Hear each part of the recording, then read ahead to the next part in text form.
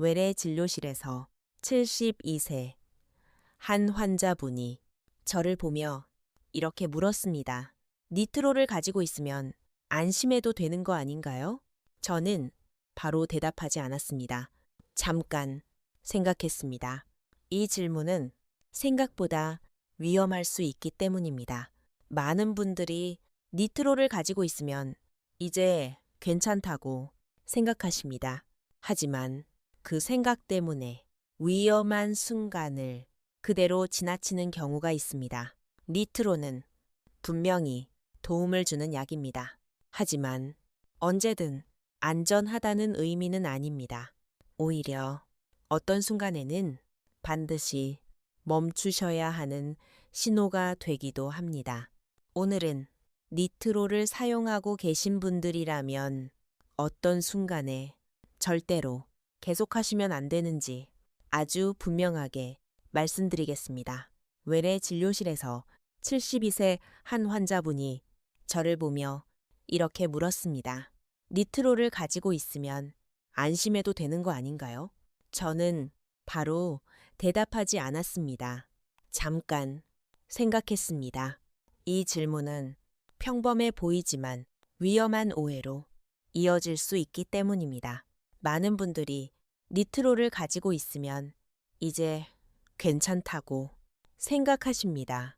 하지만 그 생각 때문에 가장 중요한 신호를 놓치는 경우가 있습니다. 니트로는 분명히 도움을 주는 약입니다. 증상을 완화시킬 수 있습니다. 하지만 언제든 안전하다는 의미는 아닙니다. 어떤 순간에는 오히려 멈춰야 한다는 신호가 되기도 합니다. 오늘은 니트로를 사용하고 계신 분들이라면 어떤 순간에 절대로 계속하시면 안 되는지 아주 분명하게 말씀드리겠습니다. 가장 큰 문제는 통증 자체가 아닙니다. 그 통증을 어떻게 이해하느냐입니다. 많은 분들이 니트로를 사용하면 이제 괜찮아졌다고 생각하십니다. 그래서 계속해도 된다고 그러네 판단하십니다. 하지만 실제는 그렇지 않습니다. 니트로는 계속하라는 신호가 아니라 심장이 부담을 느끼고 있다는 신호일 수 있습니다. 니트로를 사용했다는 것은 이미 심장이 쉬어야 할 상태라는 뜻입니다. 부담을 줄여야 하는 상황입니다. 그런데도 계속 움직이게 되면 심장에 가해지는 부담은 더 커질 수 있습니다. 여기서 중요한 점이 있습니다. 많은 분들이 통증이 줄어들면 이제 괜찮다고 생각하십니다. 하지만 그 느낌은 일시적인 변화일 뿐입니다. 문제의 원인은 여전히 남아 있습니다. 이 상태에서 계속하게 되면 위험은 빠르게 커질 수 있습니다. 기억하셔야 할 것은 니트로는 계속해도 된다는 신호가 아니라 멈춰야 할 수도 있다는 신호라는 점입니다. 조금 더 이해하시려면 몸 안에서 어떤 일이 일어나는지 아셔야 합니다. 몸에 부담이 생기면 심장은 더 많은 산소를 필요로 합니다. 심장을 움직이기 위해 더 많은 혈류가 필요해집니다. 하지만 심장 질환이 있는 경우에는 심장으로 가는 혈류가 충분하지 않을 수 있습니다. 이때 심장은 산소가 부족한 상태가 됩니다.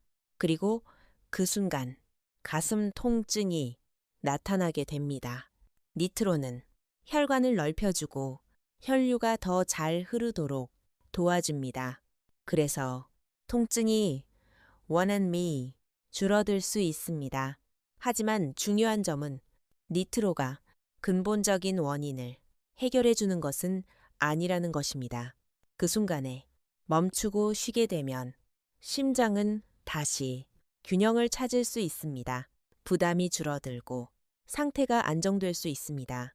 하지만 그 상태에서 계속 움직이게 되면 몸은 계속해서 더 많은 산소를 요구하게 됩니다.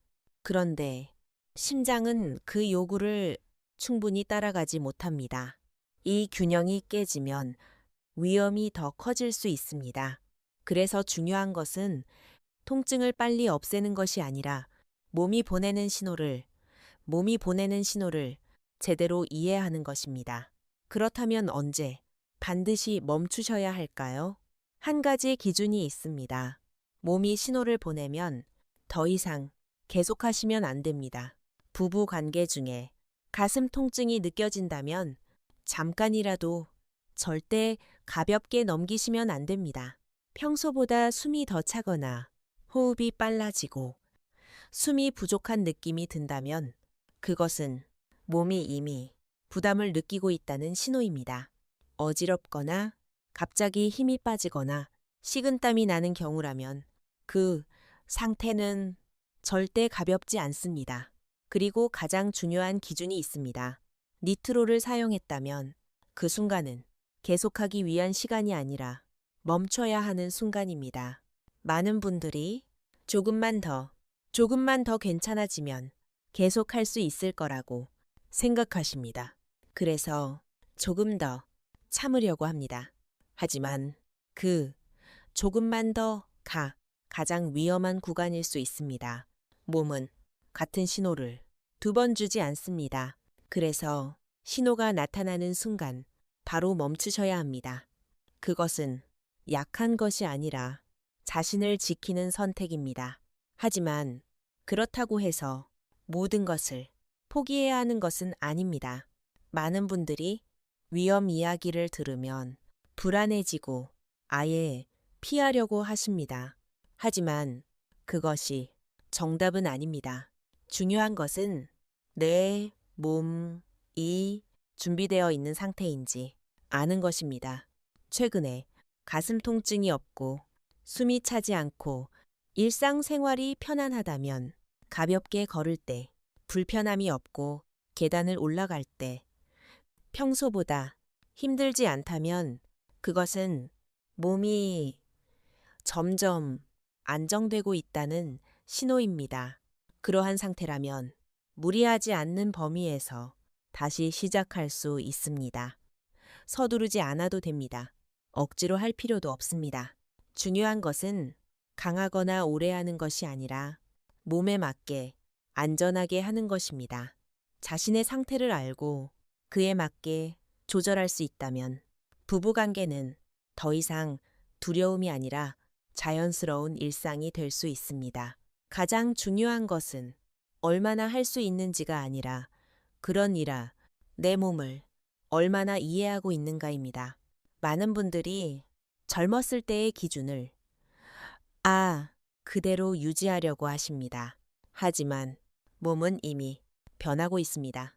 예전과 같은 기준으로 생각하고 행동하면 위험은 조용히 커질 수 있습니다. 이 나이에서는 무리하는 것이 아니라 멈출 때를 아는 것이 더 중요합니다. 그것은 약한 것이 아니라 올바르게 이해하고 있는 것입니다. 잃어가는 것이 아니라 몸에 맞게 조절하고 있는 것입니다. 언제 멈춰야 하는지, 언제 괜찮은지를 알고 계신다면 이미 자신의 심장을 잘 지키고 계신 것입니다. 그리고 그것이 삶을 지키는 가장 중요한 기준입니다.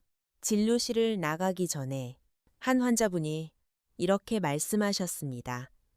나는 이 이야기를 누구에게도 물어보지 못했습니다. 괜히 부끄럽고 괜히 조심스러워서 혼자 고민만 하셨다고 합니다. 하지만 정확하게 설명을 듣고 나서 표정이 훨씬 편안해지셨습니다. 이제는 조금 안심이 됩니다. 많은 분들이 같은 고민을 가지고 있지만 말하지 않습니다. 하지만 의학에서는 부끄러운 질문은 없습니다. 몸에 대한 이해는 위험을 줄이는 가장 확실한 방법입니다. 특히 심장과 관련된 문제는 정확한 기준을 아는 것이 가장 중요합니다. 오늘 영상이 조금이라도 에로이크 도움이 되셨다면 구독을 통해 앞으로도 계속 안전한 기준을 알려드리겠습니다. 자신의 몸을 이해하는 것, 그것이 사랑을 지키는 첫 번째 선택입니다.